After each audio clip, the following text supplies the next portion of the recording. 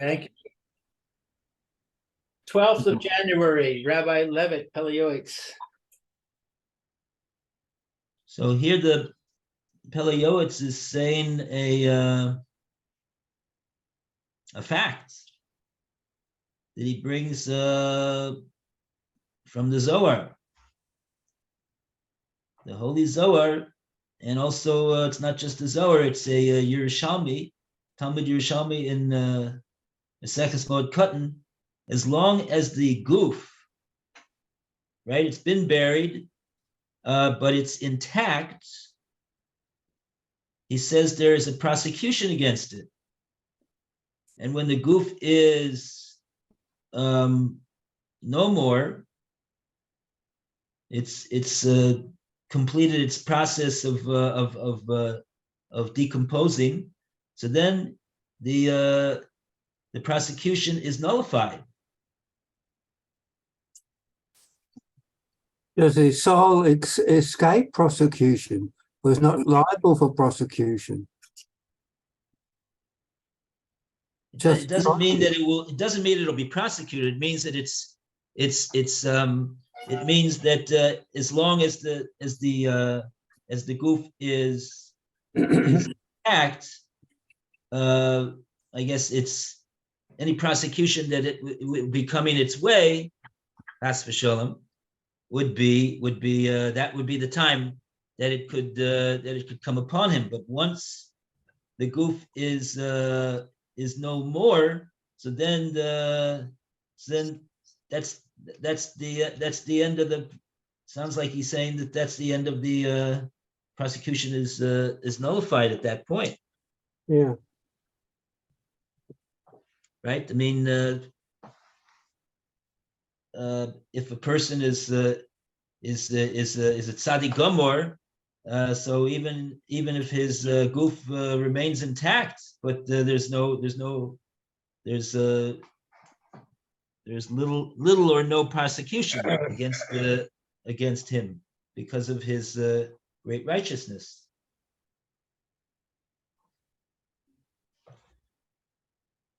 And so, as opposed to tampering with the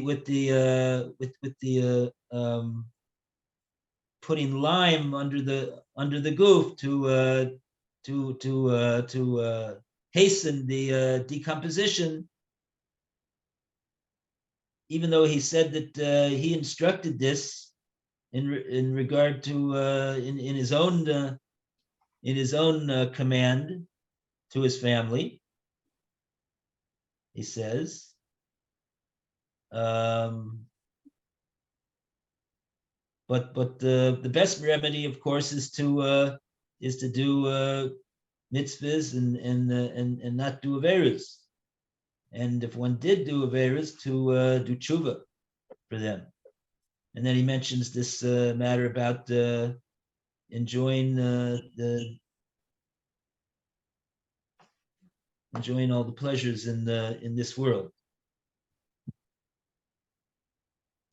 Perhaps in that case, he'll be saved from this chibut kever.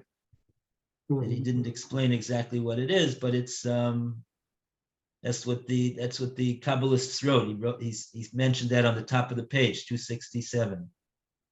Kabbalists wrote that such a person will be spared from the judgment of the chibut kever. If he's and being buried in Eretz Israel is a great is a kapora, and I guess he could be spared that. Being buried in Eretz Israel is a kapora. Is that what you just said? Yes. I don't get that. Person did the sin and he needs a kapara.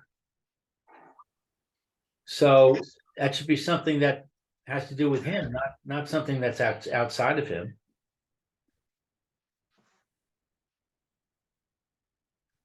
What's the word kapara actually mean? Here, let me read you the Tosefta in Maseches Avodah Zarah that I just learned. First, we have to establish that the principle is true. Or is a what do you call it? Chastisement. This is a Tosefta in Maseches Avodah Zarah.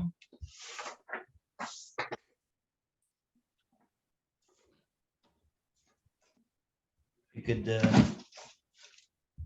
says over here. Where are you reading from?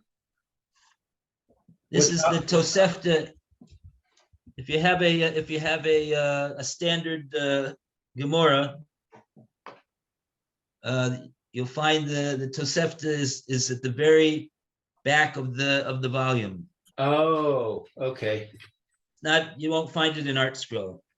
Got it. There's a lot of things you won't find in Art Scroll.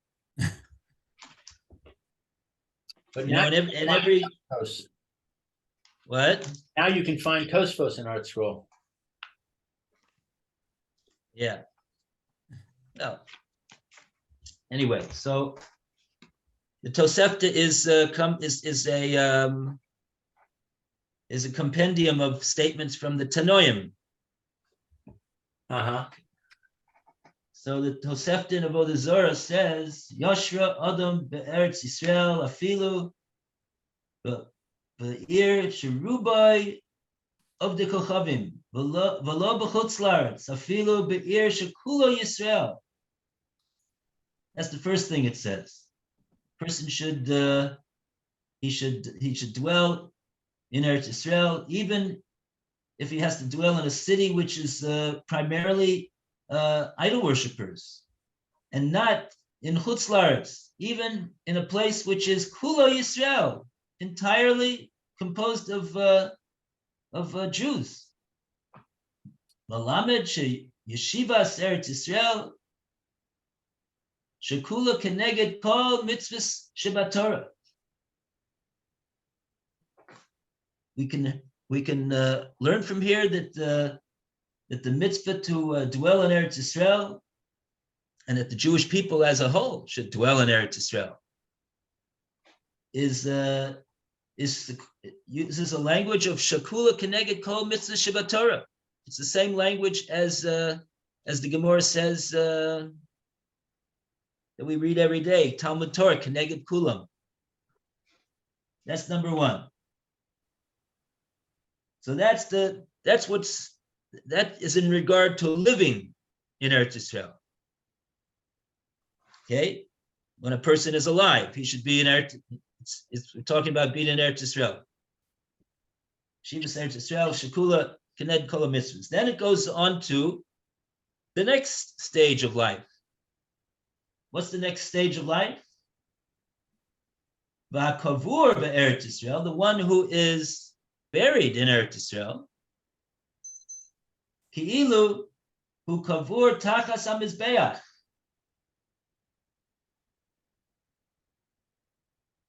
It's regarded as though he was buried underneath the mizbeach.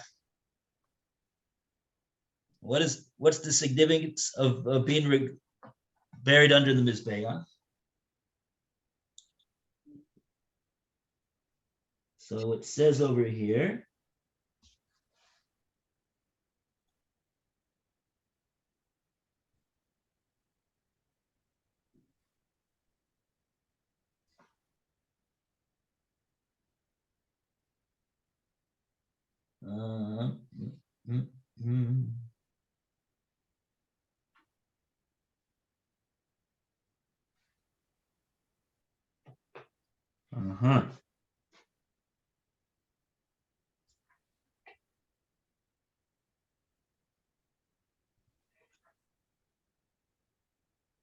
Oh no, that's not the commentary that I was looking for.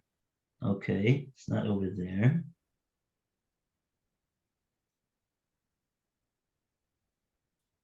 Maybe it's Minchas Bikurim.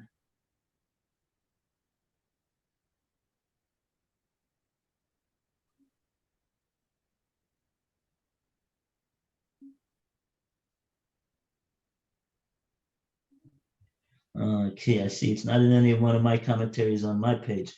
Okay, it must have been my Chavrusas. But in any case, it quotes a pasuk that says that Klal Yisrael was commanded when they first built the Mizbeach to make a Mizbeach of Adama, of the ground, because the Mizbeach, which is the place that Kapora happens, because the Kohen offers,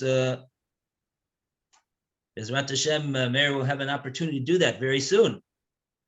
The Kohen offers korbanos on the Mizbeach, and the Mizbeach is mechaper. How does that work? How does it work that when you offer korbanos on the Mizbeach is mechaper? So true. Generally, we'd say that the main kapora is a person's tshuva. But if that would be so what would be the point of offering korbanos altogether?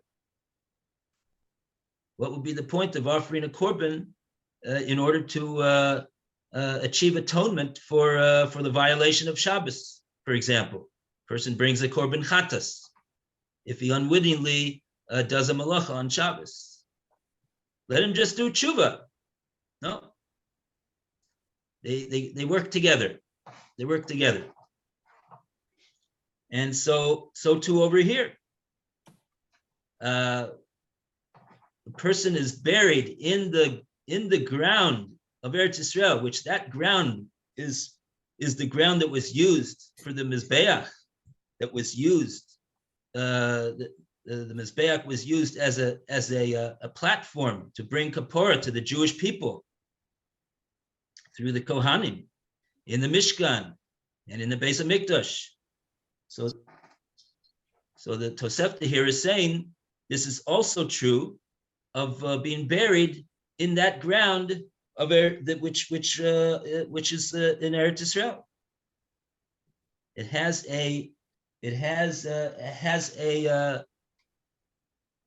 has a spiritual reality of being conducive to kapora, which Chutz La'aretz does not have.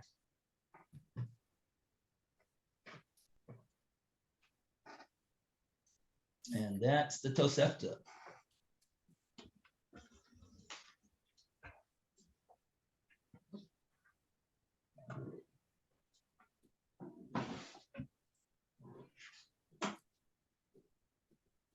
Okay. So,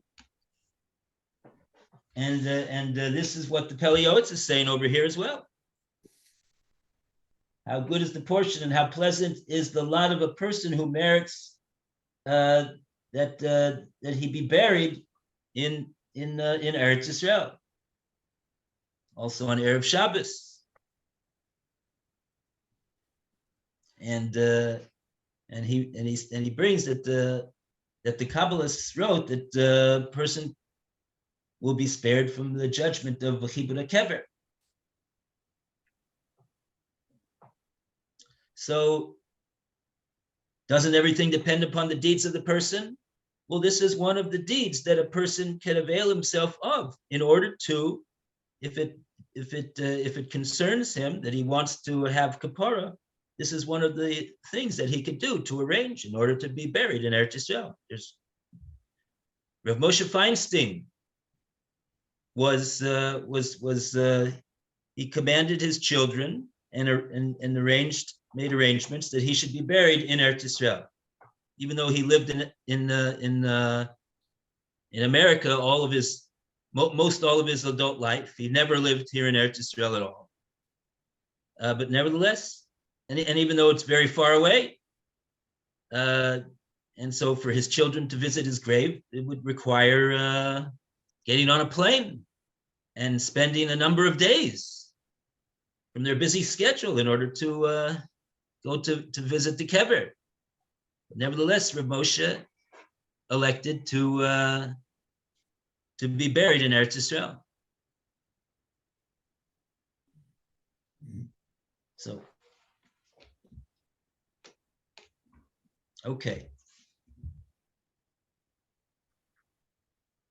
Now, incidentally, not all of the Gedolei Yisrael made that same cheshbon. As a matter of fact, Rav Yaakov Kamenetsky Zatzal, who was a contemporary of Rav Moshe in America, they were nifter 19 both within 2 weeks of one another in 1986. I was there in New York at the time, so I was able to attend both of the levayas 2 weeks apart. It was a tremendous blow to the American Jewry. But in any case, Rav Yaakov, he elected to be buried in America, and they asked him why. That's a funny question. Why? And he said because of this reason specifically, that even though of course he knows that he knows about the Tosefta in the Avodah Zarah, and he knows about the Pele Yoetz, and of course he knows everything. But nevertheless, he elected to be buried in America, and he said that because his children will want to come to the kever. They want to pour out their hearts. They want to ask for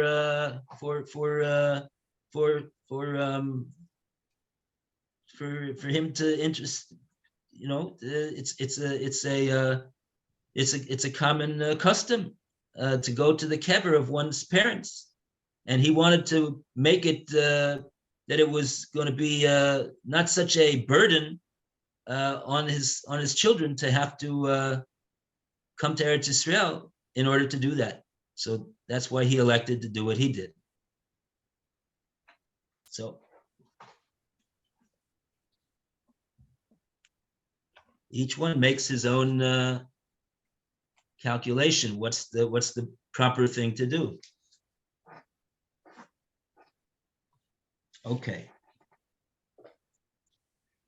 Okay, so let's go on to the next paragraph. Included in the necessities. On page 267, we go to Meir to continue. Okay.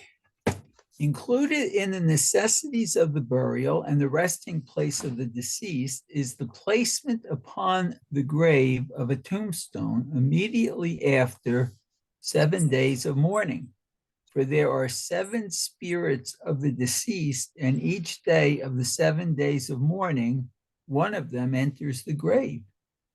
Therefore, immediately after the passing of the 7 days, it is necessary to seal the grave with a tombstone in order that no other spirits will enter. If a person is not able to erect the stone right away, in any case, one should do it as soon as possible and not leave the deceased without a tombstone. The performance of 7 encirclements right around the burial, as it is printed in many prayer books, is also very beneficial to protect the deceased from all kinds of evil spirits and plagues visited upon men. The ritual requires that 10 men circle the coffin 7 times with the recitation of Vahi Noam. Each time they should say one of the 7 verses that contain the name of God, composed of the 42 letters. At that point, they should immediately place the body in the grave. These things are genuine acts of kindness. Just as a person who does this cause serenity to the deceased, so shall his soul be laid to rest. His reward will be with him, and his deeds will go before him.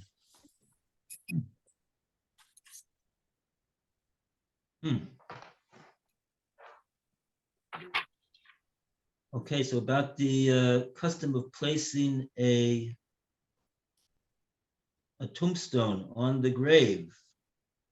So the Pele Yoetz says here it should be as soon as possible, and at the first opportunity, which is right after the 7 days of Shiva. And then he explains, why is that the proper time? So he says that there's 7 ruchos of the nifter, and each day of the Shiva, one of these ruchos enters the kever. So after the 7 days have and that, I guess, is good and appropriate, and perhaps it we don't want to, in other words, we don't want to prevent that, as opposed to after the 7 days pass. So then it's necessary to put a seal on the kever with a tombstone, in order that no unwanted ruchos will enter, because the shiva ruchos of the nifter have already entered, and so there's no reason for them to enter any further.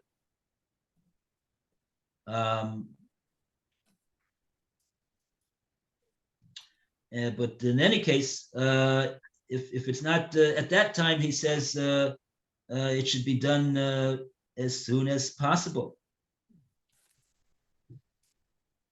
to not leave the nifter should not have a tombstone, should have a tombstone. I think that's I think there are different customs about this, but in Eretz Yisrael, I think the custom is actually like this, to do it at the end of the Shiva.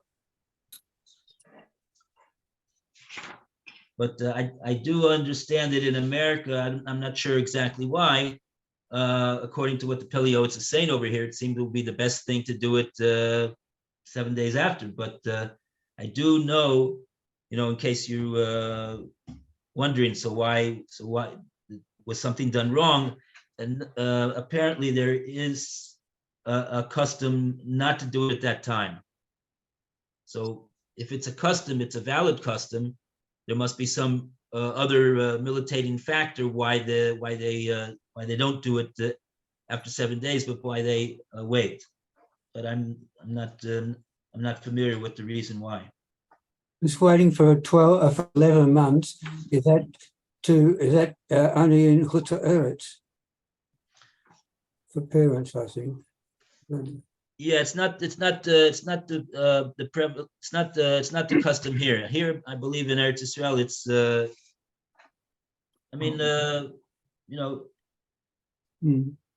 everyone should consult their Rav and find out what's the proper thing, to do. But we see here very clearly from the Pele Yoetz that he explains the reason for the minhag of doing it right after the Shiva.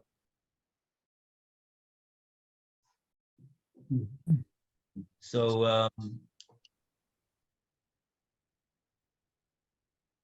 it might behoove a person to find out about that and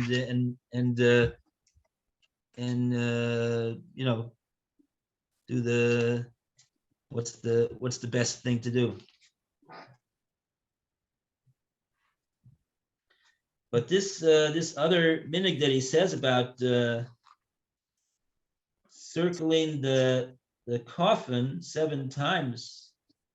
I mean, we say v'noam as people are malava.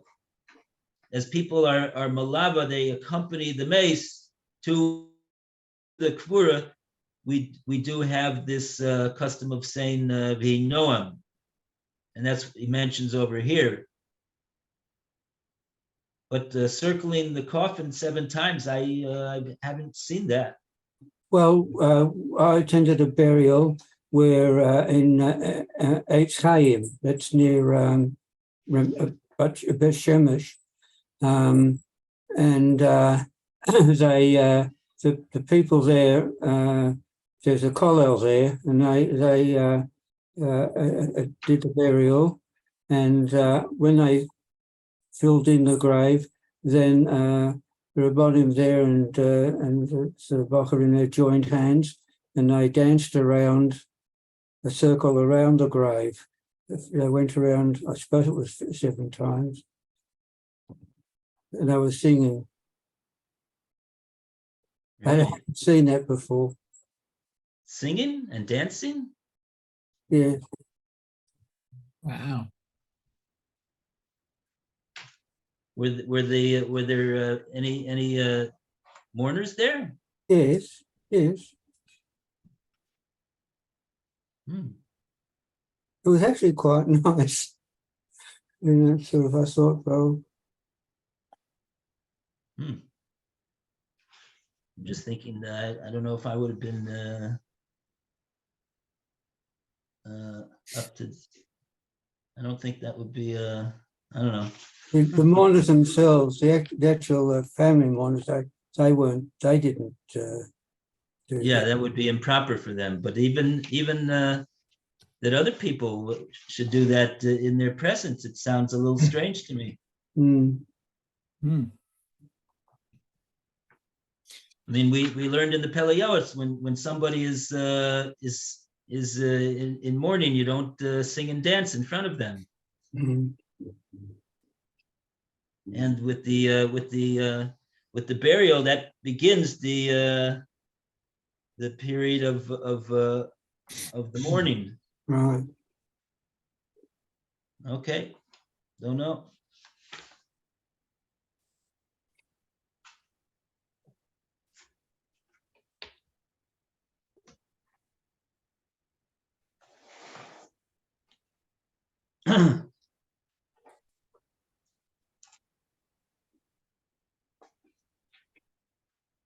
All right. Okay, so that's a round of applause now we have for Ura. Right. Hashem. And page 267. Ooh. Oh, so now we go from Kvura to Korbanos. And we call upon, is Lou there? Are you there, Lou? Are you to read for us? Yeah, I'm here. Let's see, animal sacrifices. There are several well-known statements of our sages regarding the recitation of the sacrifices, which suggests that the reading of sections of the Torah that discuss sacrifices is very important before the omnipresent, and he considers it as if the holy temple was built in their days, and as if they sacrificed all the sacrifices in it. Similarly, the Holy Zohar greatly extols the praise of one who learns the order of animal sacrifices and the order of the manufacturing of the incense, to the extent that they said, if people would know how important the recitation of the manufacturing of the incense is before the Holy One, blessed be He, they would take every word from it and place it upon their heads as if it was a crown of gold. If a person has proper intention when he recites it daily, he will have a portion in this world and a portion in the world to come. Death will depart from him and the world. Death will depart from him and the world, and he will be saved from all of the judgments of this world and the judgment of Gehenna. Moreover, the sages said regarding sacrifices in the Holy Zohar, there is a sealed covenant for those individuals who learn about sacrifices, that even those angels who declare a person's sins to his detriment are not able to do anything but good unto him. All of the angels will mention him in praise. At the time when there is a plague ravaging a community, there is a covenant made and a declaration announced over all of the heavenly hosts that if God's children enter into the synagogues and halls of study and recite the matters of the incense and the total devotion of their hearts and souls, the plague will be annulled. The eye sees the great benefit of learning about animal sacrifices and the making of the incense.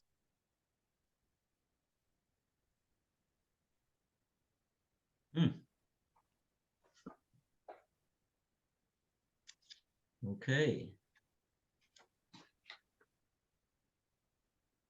I suppose one of the reasons why it's so precious to Hashem is because it shows that the person is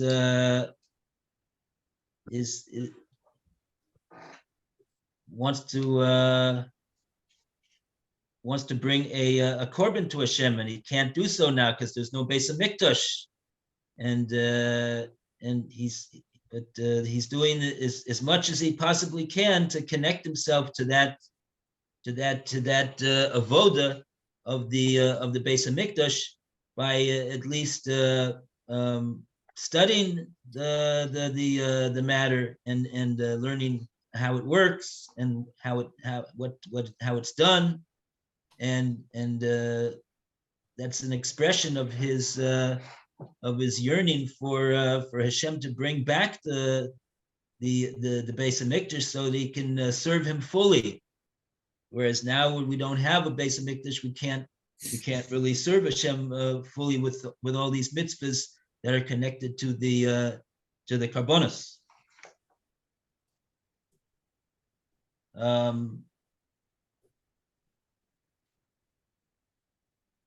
That's one very understandable reason why it's so precious to Hashem. Okay. Next paragraph, we go back to starting the rotation again to Roy. Praiseworthy are the Jewish people, for all of them learn the sacrifices. The order of the making of the incense, the order of the arrangements of the wood on the altar, the chapter of where is their place, and there are some who read all the sections about sacrifices. But here is the problem. The language of the Holy Zohar is specific and says, and a person will have proper intent and place his heart and will in them. It appears that a person who reads them without the intent of his heart will not achieve the benefits that are mentioned in the Holy Zohar. It is proper and befitting to galvanize one's strength to learn the order of the sacrifices and the making of the incense with the intent of desire of one's heart in order to provide satisfaction to our Maker, who pays a good reward for all those who do his will.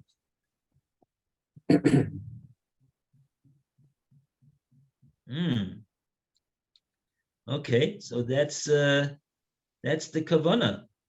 That's the proper intention. The intention is to provide a nachas ruach to the one who created him and keeps him alive and gives him everything that he has. So this is an expression of a koras hatov, which of course is the one of the big yesodas of avodas Hashem that we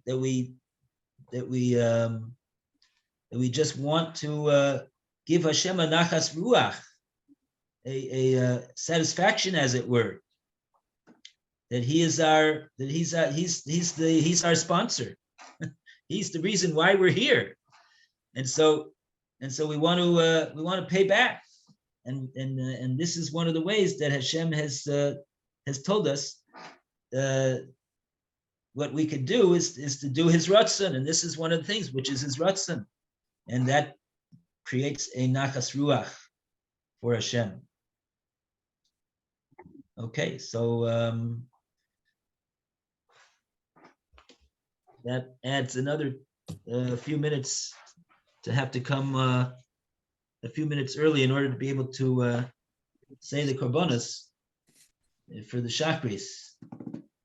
Okay. Our last paragraph. How good and pleasant it would be. We go to Alan. Is Alan there? Don't Okay. see. How good and pleasant would it be for a person whom Hashem has graced, that his portion should be among those who sit in the study hall of Torah, should affix a time to study in the Talmud, or the Rambam, the laws of the offerings of sacrifices. By doing so, he provides a great satisfaction to his maker, even more than for any other type of study. Regarding this, it says in Brachos 17a, praiseworthy is the man whose toil is in Torah and provides contentment to his maker. Oh. Oh, too bad we can't look that up right now. We only have 3 minutes left. That's the Gemara in Brachos. So I don't remember that. I don't think that there's any specific reference to learning the Torah of the Korbanos in that Gemara in Brachos that he's quoting. I don't remember that. I would be interested to look and see exactly what it says there. I just thought it was talking about someone whose toil is in Torah, as opposed to his toil being in other things. Praiseworthy is the man whose toil is in Torah, because this provides a great nachas ruach to a Kodesh Baruch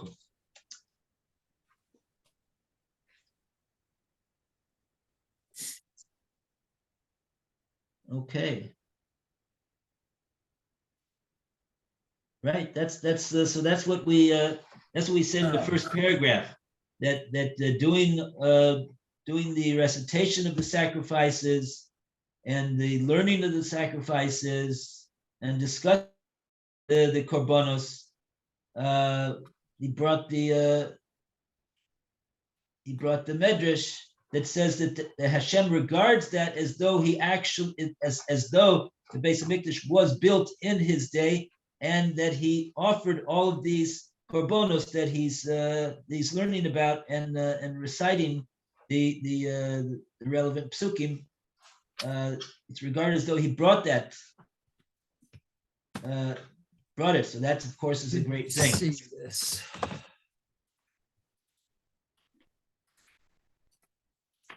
That because that's a way to actually bring a korban today. We don't have the ability to actually bring a korban, but this much we could do, and Hashem looks at it as though we did. So that's a important limud that we're seeing over here. Although in most yeshivas, this is not part of the regular seder to learn from this section of the Talmud. They don't generally do that, but okay. So you have to make extra time. Okay, 11:30, and we say goodbye to Mayor. Okay, have a good day. All the Right, best, see you, Mayor. Bye for now. Yashikoyach. Bye. Okay. All right. We'll be back soon. All right.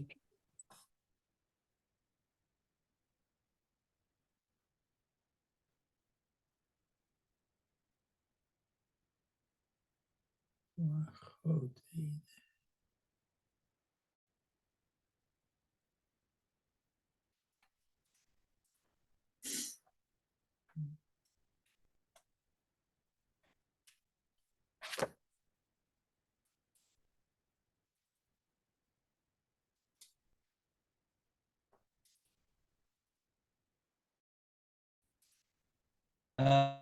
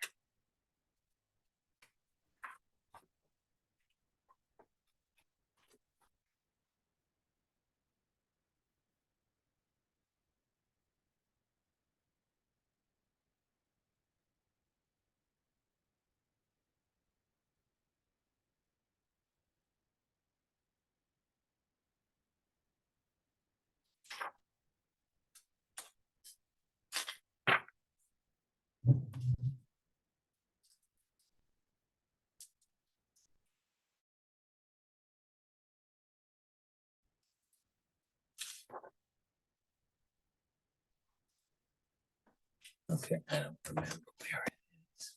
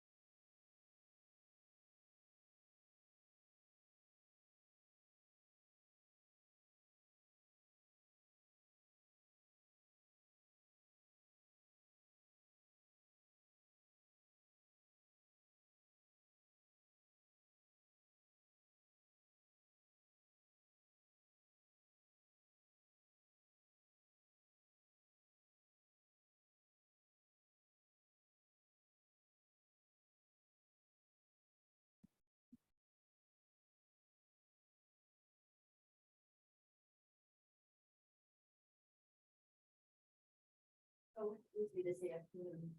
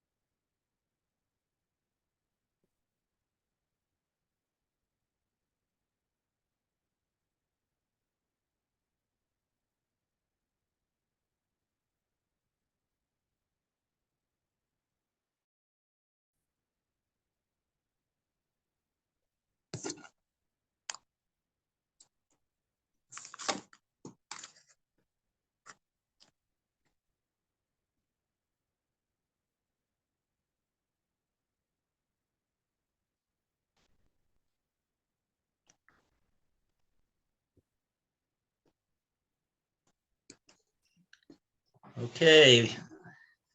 Good morning, Phil. Good morning.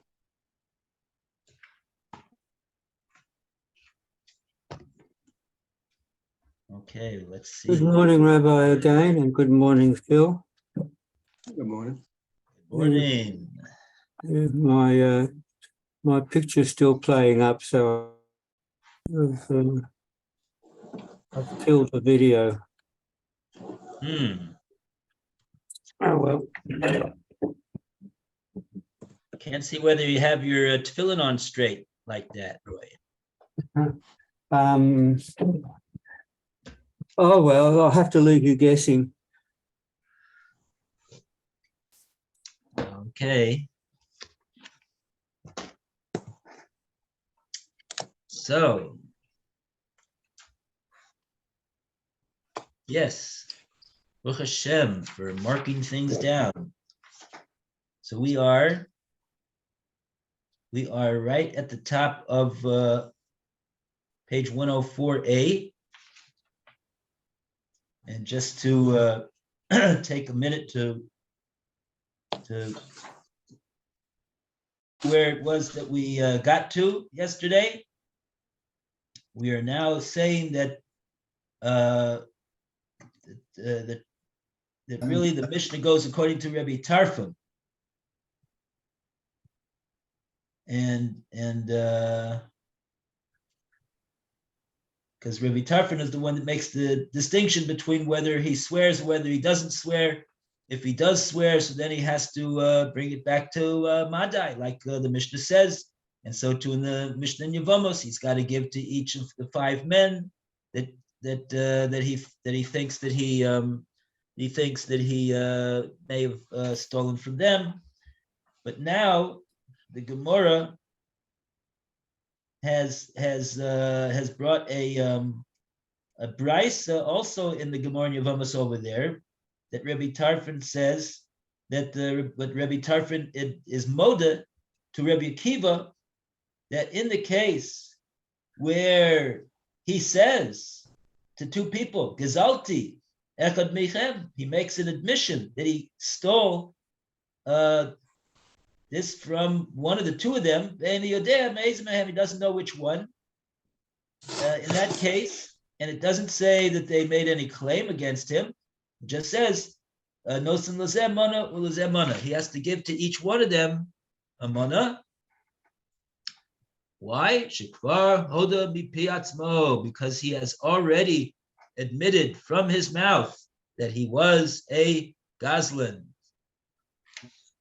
And so, what's the question? The question is that on the Mishnah, Rabbi Tarfon said that you just put it down in between all of them, and you don't have to give to each one of them, and you have presumably you've fulfilled your requirement at that point. Over here, he seems to be agreeing to Rabbi Akiva that in this case you would have to give it to both of them. So how do we explain the difference? The Gemara says it's because he admitted kfar hoda mipi atzmo. He admitted from his own mouth that he was a gazlan. But in the he also admitted that he was a gazlan. So that wouldn't seem to be enough of a reason to distinguish between the cases. Okay, so we have a Rashi over here on the top of Kuf Daled Amid Aleph, Dibra Maskil, the first one, Shekvar Hodu Mipi Atzmo. Maybe Rashi will explain what's the difference between this case and the case where Rabbi Tarfon says you just put it down and then you fulfilled your obligation. You don't have to give to each one. Phil, would you like to read for us? Rashi. Shekavar Hodo, it's well because he already admitted it. The bar say Yedei Shemayim, and now he comes and he's taking himself out from the admission, Yedei Shemayim. The Beidina, even though in Beis Din, Lo Matsu Michayev way, because he Beis Din won't find him Chayev, Ela rather Menich Lifneim, he places it in front of them. Mihu, however, Yedei Onish, but according to the hands of being punished for this, Ein Yotzei, he's not Yotzei, Achil Shem Lishneim, until he pays both of them. The Halav Labalim, because this is not to the owners, Hadreya have gone back on.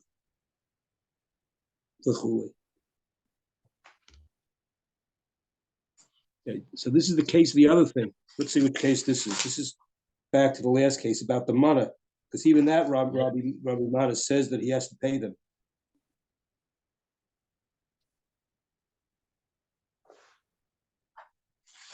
Sorry, what was, I didn't follow what you said?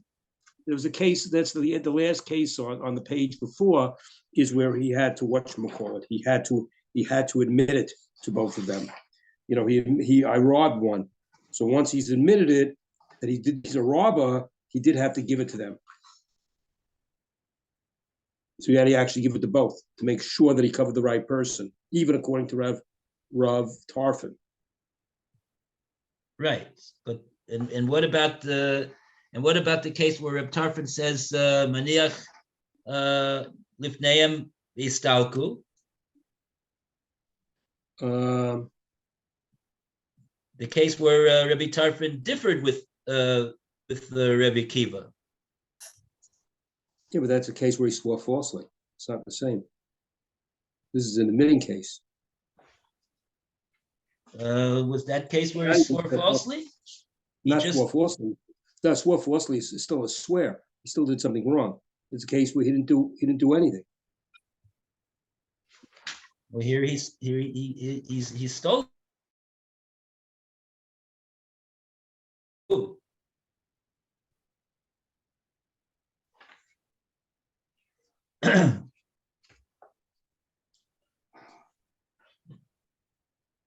So it seems to me Rashi is explaining what the difference is between the cases. He first says that in this case, ubolet seisidei shamayim.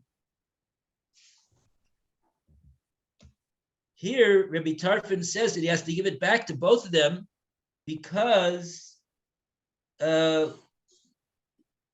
because the person is coming to extricate himself from any din, even in Shemayim, that might be against him, not simply the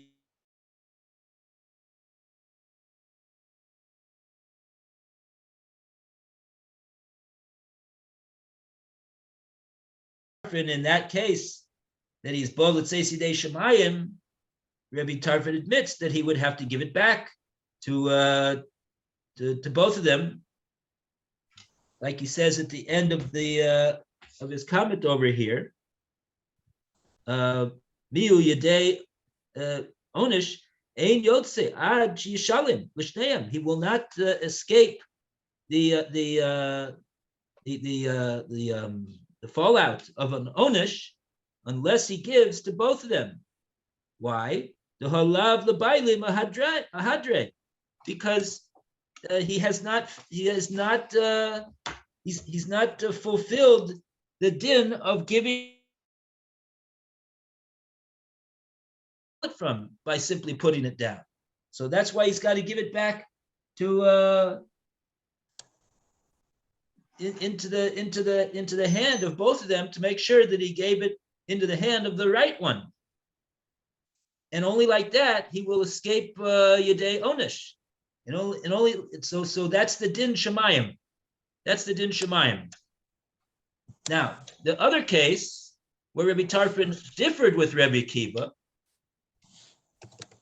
that was the case that the Gemara originally brought. Let's see if I could find it.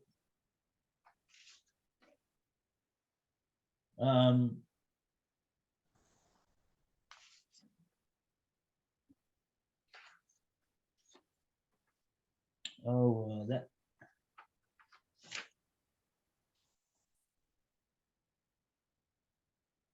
Where is the Mishnah?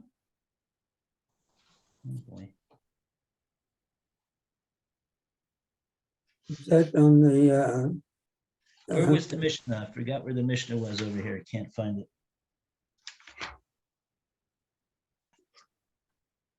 The Mishnah was on. The Mishnah is on Kuf Gimel Amud Aleph 103a, and the Gemara brought a machlokes between Rabbi Kiva and Rabbi Tarfon.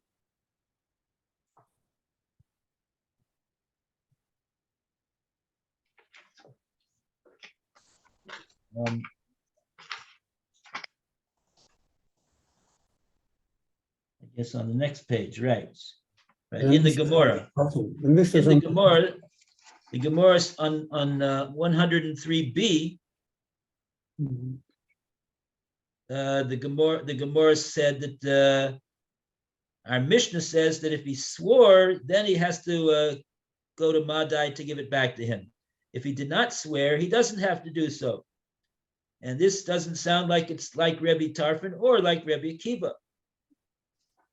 Then the Gemara brought the machlokes, the case of machlokes between Rebbe Tarfon and Rebbe Akiva. Gazal echad mechamisha. He stole from. Interesting. It just relates the fact that this person did steal from one of them, and he doesn't know which one that he stole from. And then it says, Kol echad omer oti gazal, and each one of them makes a claim that you stole it from me.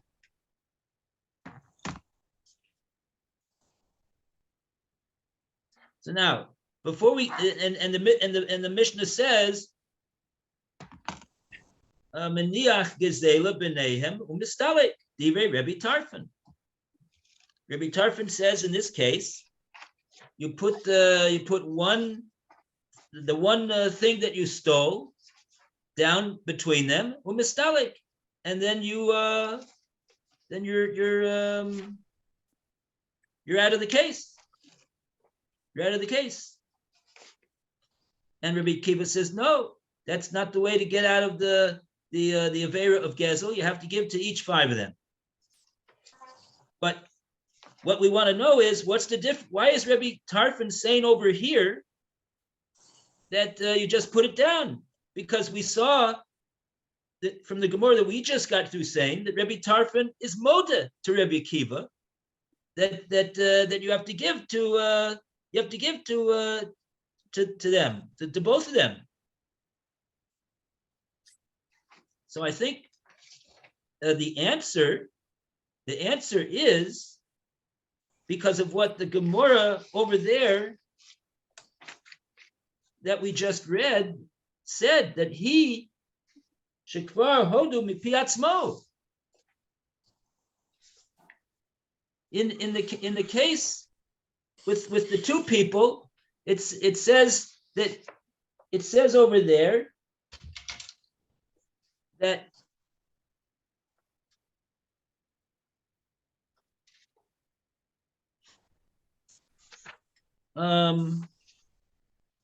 what does it say? It says I keep going back and forth with these cases. Omer l'shnayim. He says to 2 people, Gezalti echad michem mona ve'eni yodea ez mechem. You see the difference between that case and the case that I just read before? Here it says that he goes and he says to them, Omer l'shnayim. He says to these 2 people, Gezalti echad michem mona. He goes to them and he says, I stole from one of you a mona, and I don't know which one I stole it from.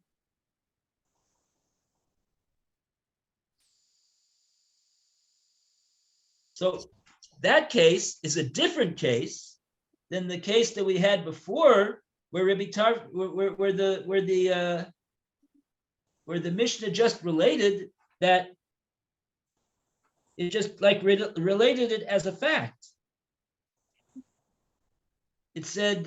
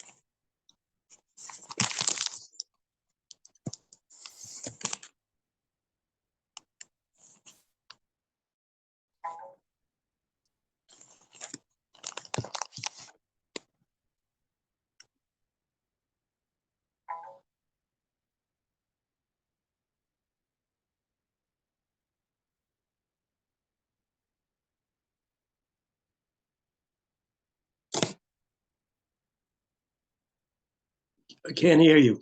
You're on mute.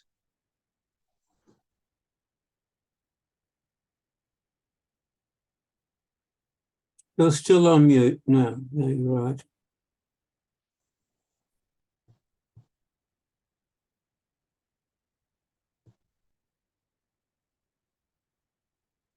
It says over here by us, in this case, Rabbi Tarfon is Moda, it says Kvar Hoda, Bipiatzmo. That's not the same factual scenario, I don't think, as the case before. And that accounts for the fact that Rabbi Tarfon says the din is different.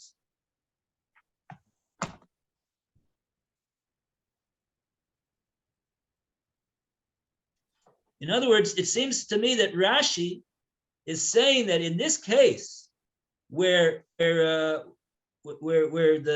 Goslin goes to these two people and he says, I admit that I stole from one of you, but I don't know which one it was, then in that case, the Gemara says, since he's admitted to them, since he's made an admission to them, so then we see that he's attempting to extricate himself from this gezel to the fullest extent that's possible. Not simply what the Beis Din can force him to do, but what he wants to do in order to fulfill the dictate of the din of Shemayim, and like Rashi said, to avoid any onish, any consequences of having been a Goslin. Like that, there's no way to fully get out of the Avera except to in this case, because he doesn't know who it was. So therefore, he's going to give to both of them. In this case, Rabbi Tarfon is moted Rabbi Kiva in this case.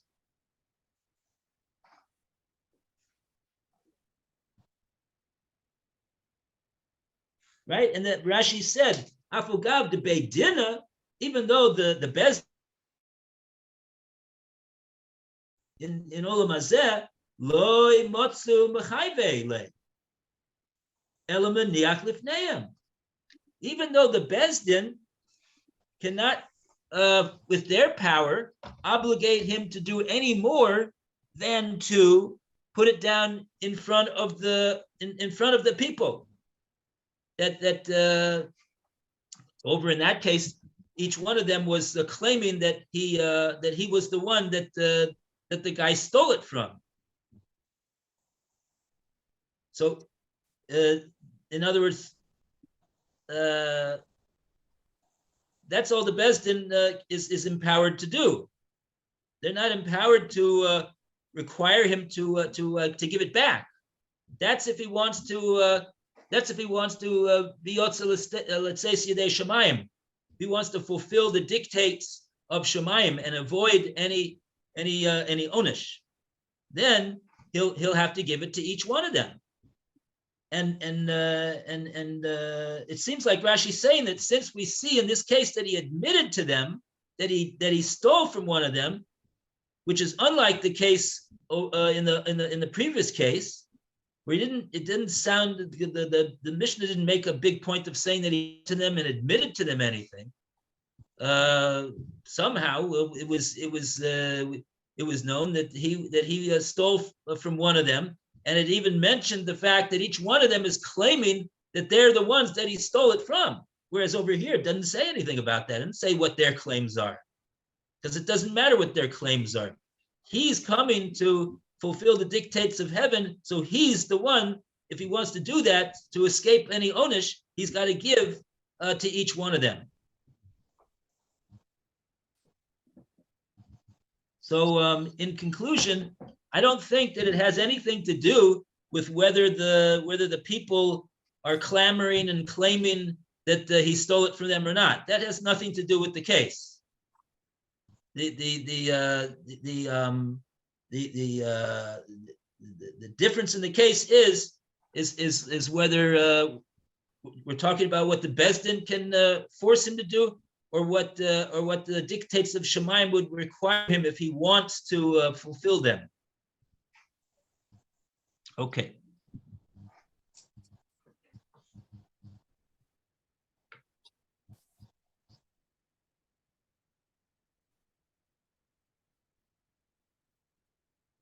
Okay, so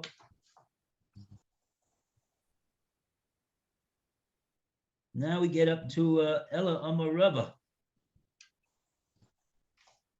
So Roy, would you like to read? Okay. Ella Ama said, Shani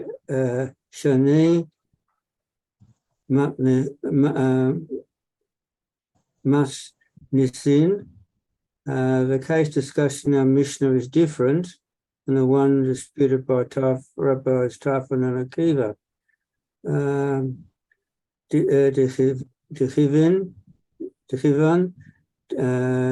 Didei, Leman, Gazali. For since in the Mishnah's case, the robber knows whom he robbed, Day lay, and as we proved, he also confessed to him, and he's prepared to return the money to get atonement. We say that Kivan Dafa Shah La'aha Dura Mamona, since it is possible for him to return the money to its owner, and the only difficulty that he had to travel to Medina. Hava lay a command de Amar lay you li beyadacha, as though the victim has told the robber who confessed, let the money remain for me in your hands until I return from Medina. Therefore, the law is that Nishpa, the robber, if the robber swore falsely, Afal Gav, Deka'ama Le Yehu Le Biyodecha, if the robber swore falsely, then even though it is as though the victim has told him, remain in your hands till I return. Kivan Devar A, since the robber requires atonement for his false oath, the Torah says he can get atonement only by actually paying the victim. Lo Sogi Ad Demati Lydia, it is insufficient unless the payment reaches the victim's hand. And if necessary, the robber has to go to Medina for that. Ha la ishtava, but if the robber did not swear falsely, Gavia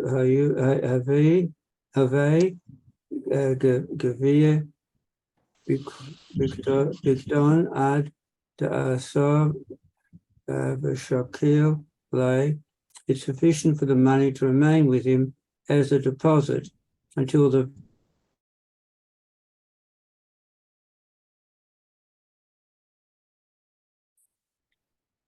and there's a very big paragraph that the editors put in. Anyway, that's all it's saying. Okay, so let's take a look at this. Rashi has a long comment over here as well. Let's take a look at Rashi and see if we could figure out what's the Gemara is saying over here. Rabba? Ella, Amar Rava. Yeah. Rabba's,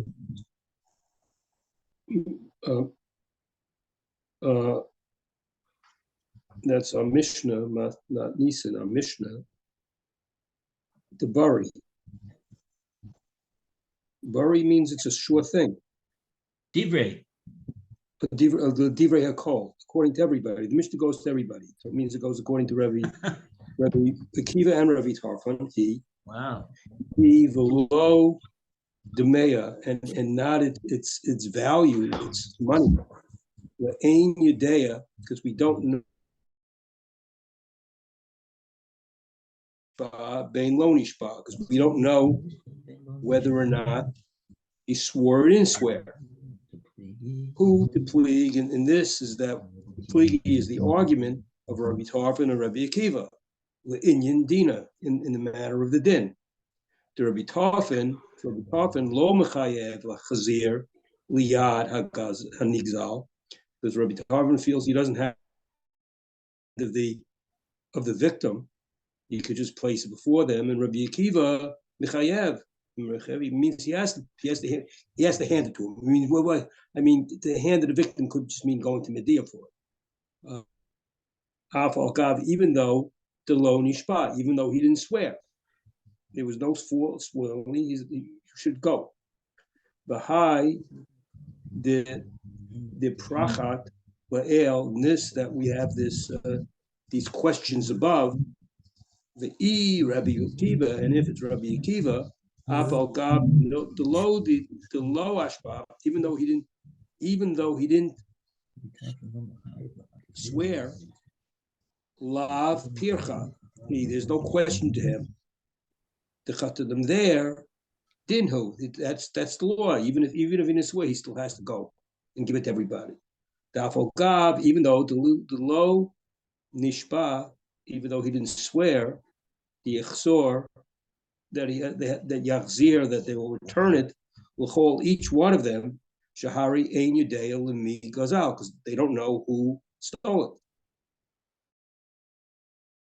We don't learn out yudei shemayim klal, anything about.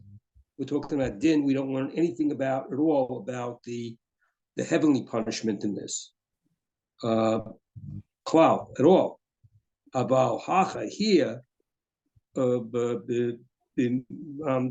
if we learn the Yada Laman Gazal, that we do know who the guy who's the thief is, who modeh, and because he admits it, like Mishat Hadahoda, from the time that he admits it, man of the Mizuman, that's like a money thing, who he's the one who has to, like a zimun, he is the one who has to do it. The hashiv a gabay, and it's considered to him gabe ka pikadon, according to his deposit. Hilchach therefore nishpa, swearing techila kodem comes first before the admitting. Okay. Wow. Yeah, there's a lot of the Gemara. There's an awful lot over here that the Gemara didn't explain. And Rashi is explaining what the Gemara did not explain. So let's see if we could try to digest what it is that Rashi is explaining over here. So first thing, the Gemara says Ella, which means that the Gemara is taking a reversal, an about face from what it just was maintaining in the last. And what was that? Because the Gemara was saying that the Mishnah is not the view of Rebbe Akiva like we originally thought, but the Mishnah is the view of Rebbe Tarfon. And now, based upon this, where we see that Rebbe Tarfon admits to Rebbe Akiva that in this case he's going to have to give it back to each one of them. Now the Gemara does another turnaround according to Rashi. And he says that Rashi says Masnisen Divrei Hakolhi. In fact, explains Rashi that the Mishnah with going to Madai with the guy that stole it and swore falsely, and then he admitted afterwards he's got to go to Madai to give back the Gezel. That is both the view of Rabbi Akiva and Rabbi Tarfon. They both would agree to that din in the Mishnah. That's the first thing that Rashi said. And that's the first time the Gemara said that. And then Rashi says, Lo damya le'ein yodea. The case of our Mishnah in Bava Kama is not similar to the two other cases that we are comparing.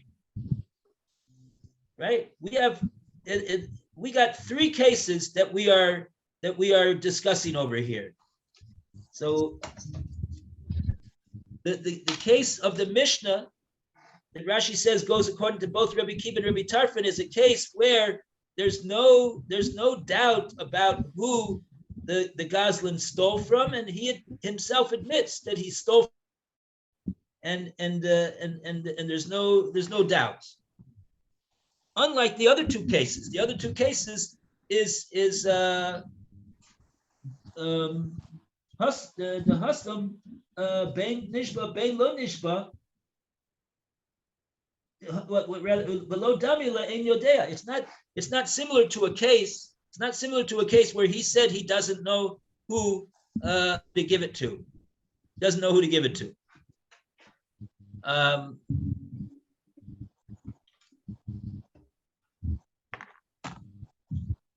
The Hassan, because in that case over there where he doesn't know who to give it to, Bein Nishba, Bein Lo Nishba, whether he swears, whether he doesn't swear. Who de pligi? Rabbi Tarfon, Rabbi Akiva. Le'inyan Dina. So I think Rashi's talking here about the case. He's talking about the second case, right? Because the third case is where it says that Rabbi Tarfon agreed to Rabbi Akiva. Rabbi Tarfon Moda, it says that in that case he has to give it back to each one of them. So in the case that Rashi is talking about now, he's talking about the case where Rabbi Tarfon, Rabbi Akiva differing with one another. Awesome. That's the middle. That's the case where the Mishnah said that he stole from one of the five, and it's not known which one that he stole it from, and all of them are saying you stole it from me. And Rabbi Tarfon says in that case, the Beis Din can't tell him any more than to put it down between the five of them, and then you're out of there. And Rabbi Akiva said, no, that's not the way to get out of the Aveira of Gezel. He's got to give it to each one of them. That's the case where they argue, and that's what. And Rashi says over here in that case where it's not known who he has to give it to. Whether he made a false oath, whether he did not make a false oath, it's going to be a machlokes between Rabbi Akiva and Rabbi Tarfon in the din. What's the din? Rabbi Tarfon says the din does not require him to give it back into the hand of the nigzal in that case. He can just put it down, and then he's finished. But Rabbi Akiva Machayev. Rabbi Akiva says no. You have to give to each one of those five. Afugab the lo nishba. That case, Rashi says, is that they didn't, even though there was no shvua in that second case. V'hai the parakta le'eo the Rabbi Akiva afugab the loy ishtaba la pirkahi. And this that the Gemara asked previously, that if that case is if the Mishnah is Rabbi Akiva, how can it be Rabbi Akiva? Because Rabbi Akiva holds, even though he didn't swear anything, he still has to give back into the hand of the nigzal. That's what Rabbi Akiva holds. Says Rashi lav pirchahi. This is not a pircha. That's not a question. In other words, we can still maintain that our Mishnah goes to Rabbi Akiva, even though our Mishnah maintains that there is a distinction between swearing and not swearing. And it would appear from the second case that Rabbi Akiva does not make any distinction like that, because even in that case where he didn't swear, he still has to, Rabbi Akiva says, you got to give it back to each one of those 5. Says Rashi, that's not a pircha, that's not a kasha. Hasam dinhu. Dafugav deloy bishtaba biaxil kol echad. There, over there, that's the din. Sharei ein yodea lemigoza. It's because of the fact that he doesn't know who he stole it from. Nofik yodei shemayim klal, and he hasn't. Nofik over here is Aramaic, basically for saying the same thing as he was not Yoetz. He wasn't Yoetz yodei shemayim at all, says Rabbi Akiva, unless he's going to give back to each one of the 5. And that's the case even if he does not swear. It doesn't make a difference whether he swears or not. He's not gonna fulfill the dictates of Shemayim for being a Gazlan unless he gives it back to each one of them. So then the question is, so why in the Mishnah does it make a distinction whether he swore or whether he did not swear? Aval Hacha here in our Mishnah, b'masdisen the Yoda Leman Goza. He knows who he stole it from. Umode le Bishas Hoda. And he's already admitted, and from the time of his admission, Rashi adds that he's mezuman hula hashiv. He is ready, willing, and able to make the restitution and return it to that one that he knows that he stole it from. So in that case, that's where our Gemara said over here, have gabe kapikado. So now that stolen object that is in the hand of the Gazlan at this point, and the other person, the Nigzal, he's in Madai, different place. So we regard it as a pikadon. We regard it as a deposit, that it was deposited by him. In what way? What do you mean? Obviously, he was a Gazlan. We're not whitewashing this guy for being a Gazlan. What do we mean that it's like a pikadon? Kepikadon, says Rashi. It's like a pikadon, meaning to say that we don't require him to now go to Madai to give it back to him. Or 1 second. Yes, right. Unless Chila Kodim Hoda, the case why we say he's got to give it back to him in Madai, because he swore falsely.